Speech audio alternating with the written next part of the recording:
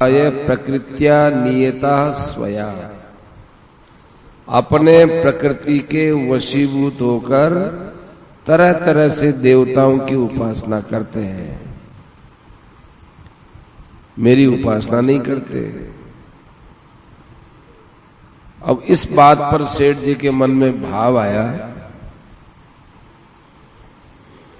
कहते हैं कि कर्मों के फल की रक्षा करने वाले, इच्छा रखने वाले देवताओं की उपासना करते हैं। क्यों करते हैं? क्या भगवान को याद करने से या भगवान की उपासना करने से भगवान जल्दी फल नहीं देते? यदि नहीं देते हैं तो क्यों नहीं देते हैं भगवान? तो भगवान में और देवताओं के व्यवहार में फर्क है। देवताओं का जो व्यवहार होता है वो एक प्रकार से संसार के स्वार्थी मिनखों के समान है, स्वार्थी आदमियों के समान है। जैसे कोई स्वार्थी आदमी है और मजदूरों को कुछ अधिक पैसा देता है और कहता है कि तुम ज्यादा काम करो, ज्यादा काम करो तो ज्यादा पैसा देंगे, और वे मजदूर ज्यादा पैसा लेकर शराब पीते हैं। तो उस आदमी के पास एक मित्र गया और उसने कहा कि भाई तुम इनको फालतू ही इतना पैसा क्यों देते हो, ये तो शराब पी लेते हैं। तो तुम भी तो पाप के भागी बनोगे कि इनको ज्यादा पैसा दे करके शराब के अंदर तुमने इनको प्रेरित कर दिया, पाप के भागी बनोगे। मदिरा पीने वाला भी पाप का भागी होता है और पिलाने वाला या देने वाला या उनको मना नहीं करने वाला वो भी पाप का भागी होता है। इसलिए व्यर्थ का, इनको व्यर्थ पैसा मत दो, ज्यादा देर काम कराकर ज्यादा पैसा मत दो। ये उसका मित्र बोलता है। उतना दो जितने से इसका खाने पीने का खर्चा आराम से चले, इसकी स्त्री है, बाल बच्चे हैं, ये आराम से भोजन कर सके, उतना दो, ज्यादा मत दो। तो वो आदमी बोलता है कि भाई पैसा तो हम देते हैं, और वो अपने दिमाग से सोचता नहीं, शराब वो पीता है, इसका हम क्या करें?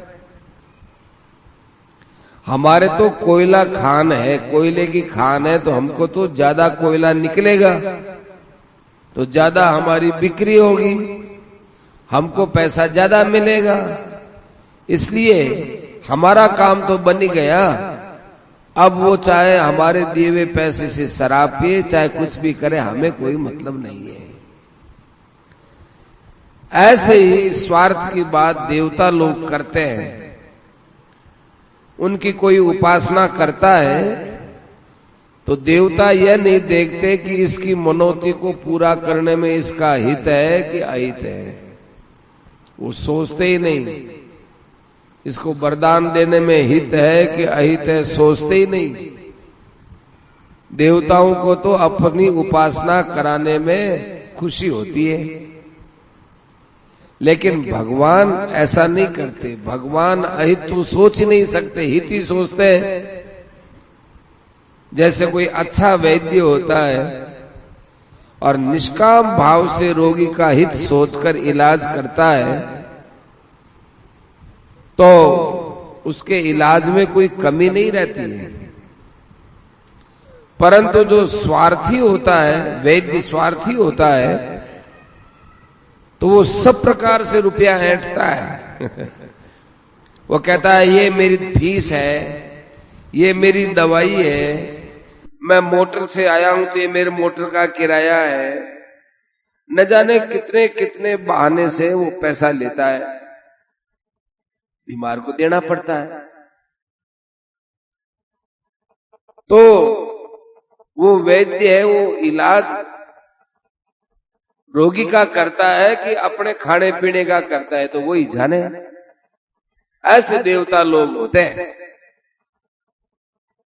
माता पिता बालक का हमेशा हित सोचते हैं, उससे भी बढ़कर भगवान सबका हित सोचते हैं। माता पिता तो बालक का ही हित सोचते हैं और भगवान सबका हित सोचते हैं। भगवान कभी किसी का बुरा नहीं करते, वह तो हमेशा सबका समान रूप से हित करते हैं। पर यह बात देवताओं में नहीं है। उनकी कोई पूजा करता है तो उसकी मन की इच्छा पूरी करते हैं, और जो उनकी पूजा नहीं करता है तो वो ये नहीं सोचते कि इसका हित होगा, कि तो मन वांछा पूरी नहीं करते। ऐसे स्वार्थी होते हैं। तुलसीदास जी ने लिखा है, सुर नर मुनि सबकी यह रीति, स्वार्थ लाग करई सब प्रीति, परंतु उमा राम सम जग को नाई, गुरु पितु मातु बंधु सुत नाई। हे उमा, राम के सिवा कोई दुनिया में हित करने वाला नहीं है। माता पिता गुरु भाई सुहृद पुत्र कोई नहीं है। इससे ये सिद्ध होता है कि भाई भगवान हमारा सबसे बड़ा हित करने वाले हैं। तो अब हमको सोचना चाहिए कि जब भगवान हमारा हित ही करते हैं तो हम भगवान से मांगे ही क्यों? क्या भगवान को पता नहीं है कि हमारा हित किस में है? हमको मांगना ही नहीं चाहिए। और वो जब हमारे हैं तो उनकी उपासना क्यों नहीं करें?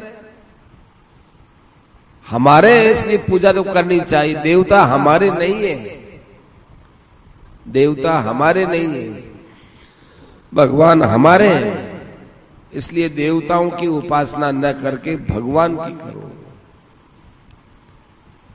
वह सबकी मांग पूरी करते हैं, परंतु कोई सोचे कि भाई जब वो मांग पूरी करते हैं तो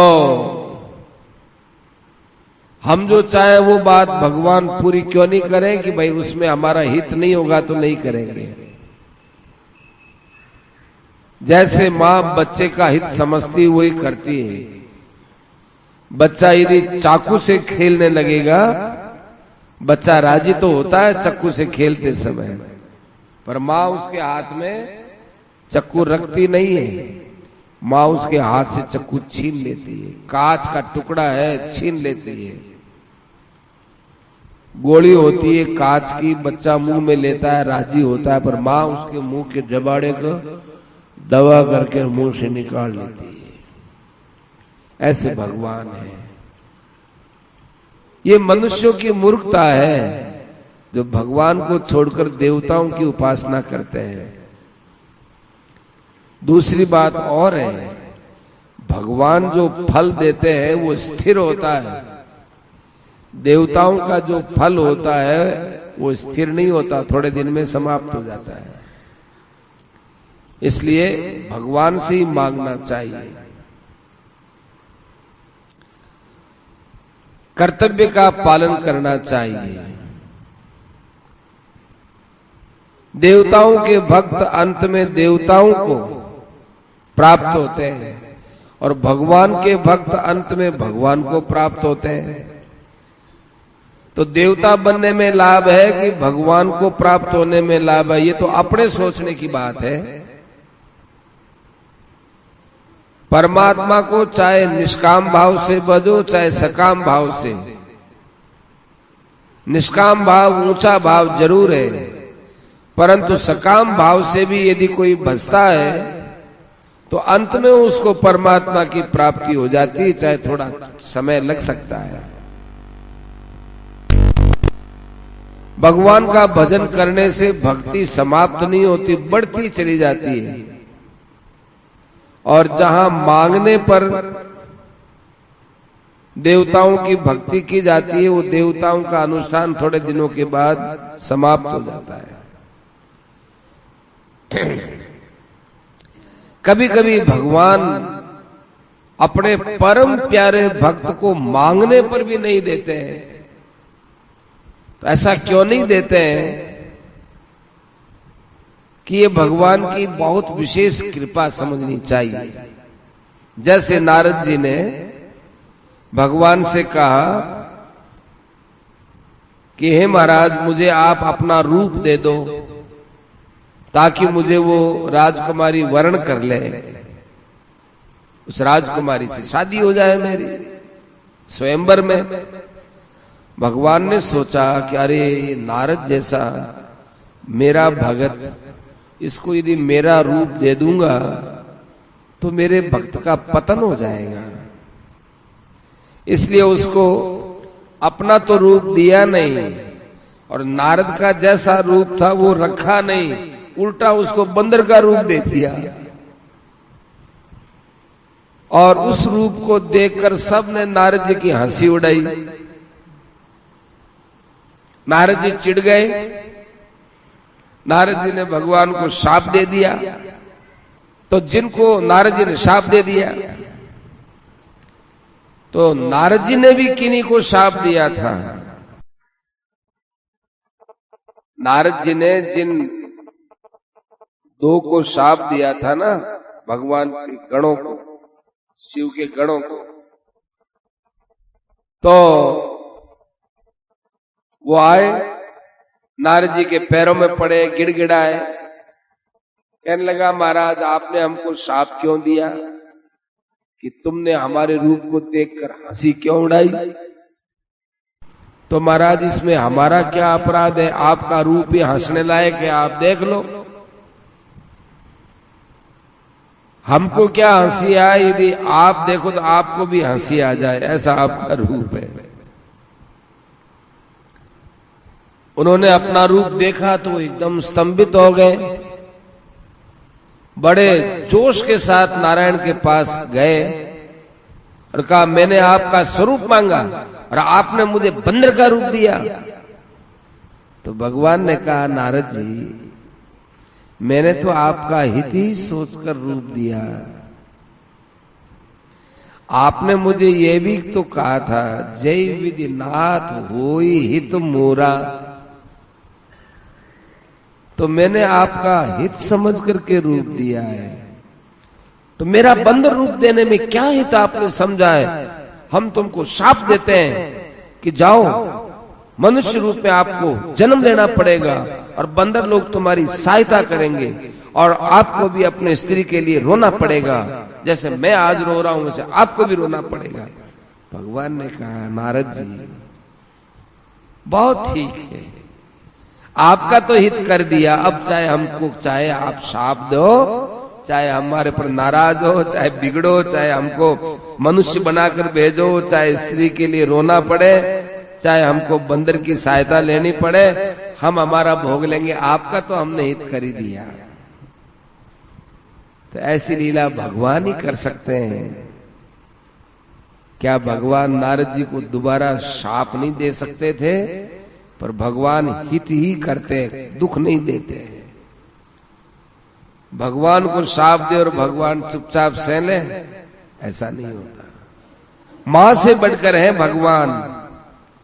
बच्चा मां की गोद में मां के लात मारता है, छाती पर मुक्का मारता है, क्या मां वापस ऐसा करती? कि भगवान ने ध्रुव जी को राज्य न मांगने पर भी राज्य दे दिया। 36,000 वर्ष तक का राज्य प्रहलाद जी को दिया। ध्रुव जी के मन में जब विशेष भक्ति पैदा हुई तो ध्रुव जी ने केवल इतना ही कहा था कि महाराज आपकी भक्ति तो निष्काम भाव से करनी चाहिए। भगवान ने कहा नहीं, अब मैं कहता हूं तुमको राज्य करना पड़ेगा। तो नारद जी को मांगने पर भी रूप नहीं दिया, क्योंकि नारद को न देने में हित था और ध्रुव जी को न मांगने पर भी राज्य दिया ताकि ध्रुव जी के राज्य की वासना समाप्त हो जाए, इसलिए दिया। तो भगवान के देने में भी कृपा है और न देने में भी कृपा है। और भगवान ने ध्रुव जी को ध्रुवपद दिया और अपनी भक्ति और दे दी, और सप्तर्षि मंडल भी आज उसकी परिक्रमा करता है। तो भगवान ने ध्रुव जी को मुक्ति, भक्ति, राज्य सब कुछ दिया। इसलिए भगवान को भजने से और भगवान से मांगने में लाभ ही लाभ होता है। जहां सच्ची भक्ति होती है वहां इच्छाओं की पूर्ति अपने आप हो जाती है, और जहां फल की इच्छा से भक्ति की जाती है वहां इच्छा की पूर्ति नहीं होती। कांक्षन्त कर्मणाम सिद्धिम यजंत ये देवता क्षिप्रम मानुषे लोके सिद्धिर्भवति कर्मजा। जो मेरे को तत्व से नहीं जानते हैं वे पुरुष इस मनुष्य लोक में कर्मों के फल को चाहते हुए भी देवताओं को पूजते हैं और उनको सिद्धि भी मिलती है, परंतु अर्जुन उनको मेरी प्राप्ति नहीं होती है। इसलिए मेरी प्राप्ति में लगो और मेरा भजन करो। भगवान की भक्ति करने से फल की प्राप्ति होती है, पर फल भगवान देते समय हित सोचते हैं, जो अभी कह करके आए हैं। जो हितकर समझते हैं वही देते, देवता ऐसा नहीं सोचते। वे तो सोचते हैं कि दे दो, मांग लो, तुम मांगो हम दे देंगे, हमें क्या पड़ी, हमें हितानित से क्या वास्ता, माने हमें हित से क्या मतलब। हमने कोई आपके जीवन की जिम्मेदारी थोड़ी ले रखी है, ये देवताओं का विचार है। पर भगवान ऐसा नहीं सोचते। भगवान सोचते हैं कि भाई सबका हित होना चाहिए। इसलिए मनुष्य की समझदारी इसी में ही है, भगवान को पूजे, भगवान की भक्ति करे। अरे तुमको कुछ फल भी चाहिए, संसार की इच्छा भी पूरी करनी है तो भगवान से करो। मांगना हो तो भगवान से ही मांगो। ये मांगना भी एक अच्छी बात है, पर न मांग करके भक्ति की जाए उसकी तो भाई बहुत उच्च कोटि की बात है, उसकी तो बात ही अलग है। देवताओं से मांगने की बजाय भगवान से मांगो। प्रश्न अब दूसरा कर रहे हैं। सेठ जी से पूछते हैं कि सेठ जी सत्संग बहुत समय से करते हैं, बहुत समय से सत्संग करते हैं, पर साधन सत्संग करने पर भी ठीक से नहीं होता है। ये अंदर से देवताओं से मांगने की, औरों से मांगने की, ये जो भावना है ये बदलती नहीं है, कुछ कुछ मांग हो ही जाती है। ऐसा कोई तरीका बताओ कि जिससे भजन साधन में जोर बढ़े, तो ये किसी से मांगने की, किसी से इच्छा करने की जरूरत ही न रहे। उत्तर देते हैं सेठ जी,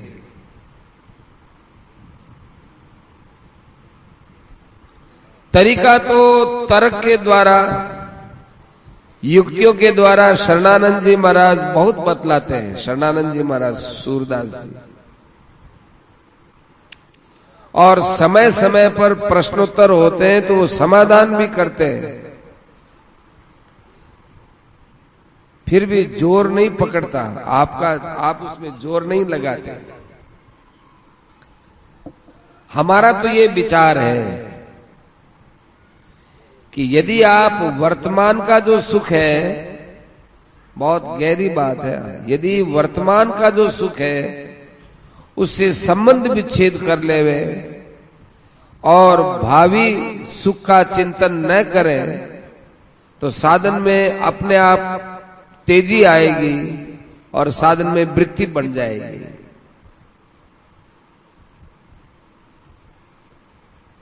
अब आप ये कहोगे कि वर्तमान का जो सुख है उससे संबंध विच्छेद कर देवे और भावी सुख का चिंतन न करें, ये बात तो ठीक है, पर ऐसा करना सरल काम नहीं है, हमारे बस की बात नहीं है।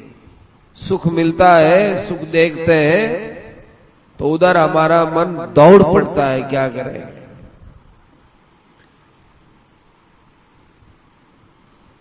तो भाई यदि ऐसी बात है तो हम चाहे आपको कितनी बात बतला दें, उससे क्या होगा, साधन तो आपको ही करना पड़ेगा, क्योंकि बतलाने वाला बतला सकता है, साधन करना तो साधक पर ही जिम्मेवारी का काम है। जब तक चेष्टा नहीं करेगा तब तक कुछ नहीं हो सकेगा। एक भाई ने मुझसे कहा था, उसका नाम नहीं बतलाऊंगा, उसने हमसे कहा कि मुझे भगवान का दर्शन करा दो। मैंने कहा कि भाई ये तो मेरे अधिकार की बात नहीं है, मेरे सामर्थ्य की बात नहीं है, मैं नहीं करा सकता।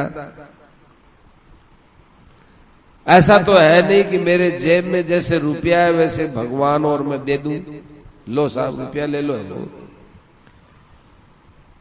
ऐसा तो है नहीं कि रुपया जैसी बात हो कि मेरे पास रखा है और मैं उठा कर दे दूं कि लो भगवान को उठा ले जाओ। भगवान तो भाई प्रेम से मिलते हैं, किसी के मिलाने से मिलते हो ये बात नहीं है, प्रेम से मिलते हैं। आप साधन में लग जाओ, भगवान में प्रेम बढ़ाओ, भगवान के बिना रह नहीं सकते ऐसी लालसा होगी तो भगवान से आप क्या मिलेंगे, भगवान दौड़े दौड़े आपसे मिलेंगे। यदि आपके मन में लालसा होगी तो भगवान को आपसे मिलने की इच्छा हो जाएगी। दूसरी बात उसने मुझसे कही कि सेठ जी आप शक्तिपात कर दो, आप कोई ऐसा प्रयोग करो जिससे मुझ में कोई चमत्कार आ जाए। तो वह सिद्धियों की जो बात है, मैंने उसको कहा ये जो सिद्धियों की बात है, ये सिद्धियों की बात शास्त्रों में आती है, और जितनी भी सिद्धियां हैं, अणिमा है, महिमा है, गरिमा है, वह तो शास्त्रों से मिलती है और शास्त्र के अनुसार चलने में मिलती है। हमें तो इन सिद्धियों से कोई लेना देना नहीं है, इसलिए हम ये सिद्धि क्यों करें। हम तो एक बात बता सकते हैं कि ये सिद्धियां संसार में जो चमत्कार की बातें हैं, ये सिद्धियां भगवान की प्राप्ति में सबसे बड़ी बाधा है। कोई आदमी में चमत्कार आ जावे, यूं कर ले, वो भविष्य जान लेवे, वो यूं कर लेवे कि भाई आप बाधा ही बाधा है। एक ने प्रश्न किया, गीता जी में ऐसा कौन सा साधन है कि जिससे भगवान की प्राप्ति हो जावे। तो सेठ जी बोलते हैं गीता में बहुत से साधन हैं, 3 खास हैं, ज्ञान योग, कर्मयोग और भक्ति योग। तीनों में से भगवान प्राप्त हो सके। तो ये 3 क्यों बताए, एक ही बतला देते। भगवान को जब जल्दी भगवत प्राप्ति कराने के लिए अर्जुन को उपदेश देना था, ये 3 क्यों बताया, एक ही बता देते। तो कहते हैं कि अधिकारी के अनुसार 3 हैं। जिसकी ज्ञान योग में रुचि है वो ज्ञान योग अपनाओ, किसी की कर्म योग में रुचि है तो कर्म योग में अपनाओ, किसी की भक्ति में रुचि है तो भक्ति योग को अपनाओ।